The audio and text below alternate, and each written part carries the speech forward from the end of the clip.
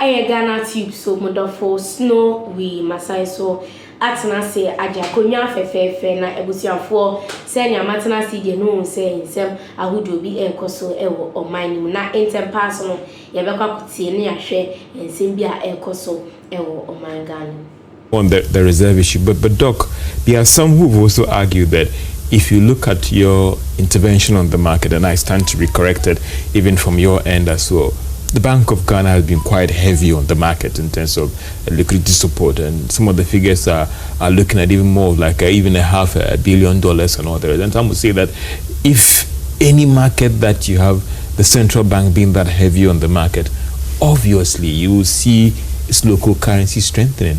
And that could be one of the major reasons why we are seeing this. And how long can the Bank of Ghana be falling on its reserves to support the local currency? Help me if I'm wrong.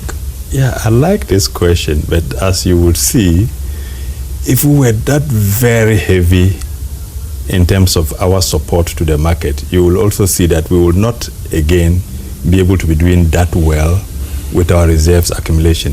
But if there is one thing under the program, that IMF program, I mean, that we have done well as a country, first of all, it is in respect of the reserves accumulation. So that means that we really have been doing very, very well in terms of managing our reserves. So first, you will see that I mentioned earlier that if you look at the IMF program, we have already achieved the reserve target. We have already achieved the reserve, and these were very ambitious targets that anybody would have doubted if we were going to be able to achieve these, target. The target at the end of the program period is 3 months of import cover.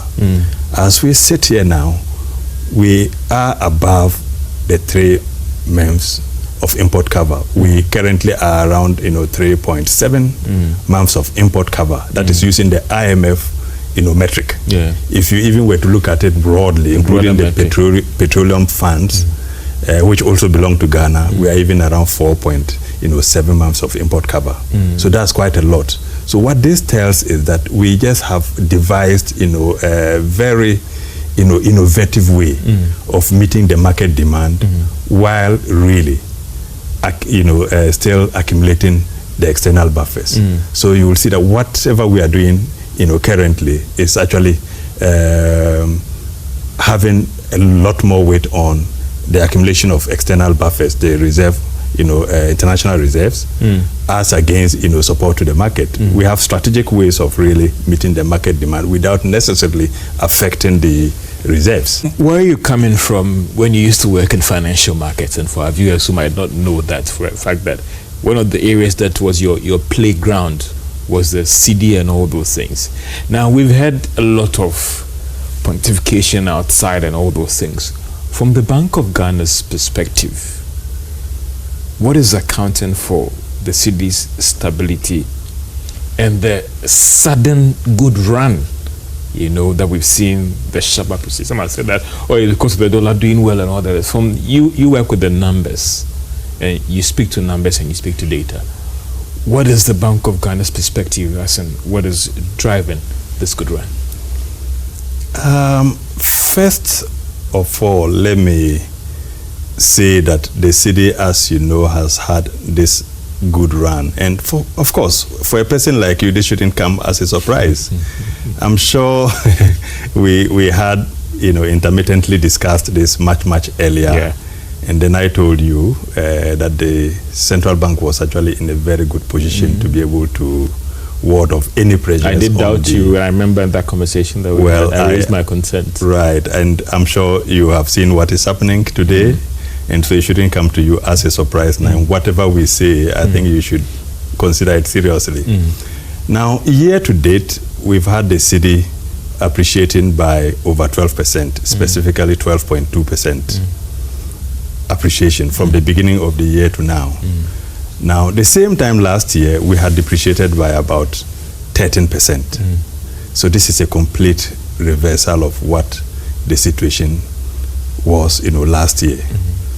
Indeed, this is maybe unprecedented, you can put it, because if you look at the data from when we started, the floating rate regime up to now, the flexible exchange rate regime up to now, this is the only time within the first 4 or even 5 months that we have had this level of